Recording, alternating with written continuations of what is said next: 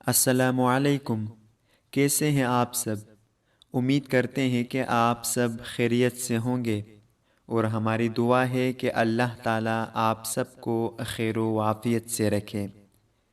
پیارے بھائیوں، ہمارے پیارے نبی کریم صلی اللہ علیہ وسلم کی کچھ چھوٹی احادیث آپ کے سامنے پیش کروں گا۔ آپ سب دوستوں سے گزارش ہے کہ ان حدیث کو یاد کر لیں اور اپنے دوستوں کے ساتھ بھی ضرور شیئر کریں۔ آپ سب دوستوں کا بہت شکریہ۔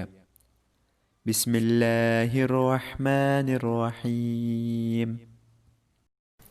نبی کریم صلی اللہ علیہ وسلم ہر رات جب بستر پر آرام فرماتے تو اپنی دونوں ہتھیلیوں کو ملا کر قل هو اللہ احد، قل اعوذ برب الفلق اور قل اعوذ برب الناس تینوں صورتیں مکمل پڑھ کر ان پر پھونکتے، اور پھر دونوں ہتھیلیوں کو جہاں تک ممکن ہوتا اپنے جسم پر پھیرتے تھے۔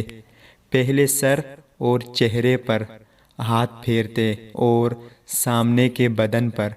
یہ عمل آپ صلی اللہ علیہ وسلم 3 دفعہ کرتے تھے۔ رسول اللہ صلی اللہ علیہ وسلم نے فرمایا، جہنم کی آگ ابن آدم کے سارے بدن کو کھائے گی سوائے سجدوں کے نشان کے۔ اللہ تعالیٰ نے آگ پر یہ حرام کیا ہے کہ وہ سجدوں کے نشان کو کھائے۔ اللہ تعالیٰ ہم سب کو ان پیاری احادیث پر عمل کرنے کی توفیق عطا فرمائے۔ آمین یا رب العالمین۔ السلام علیکم ورحمۃ اللہ وبرکاتہ۔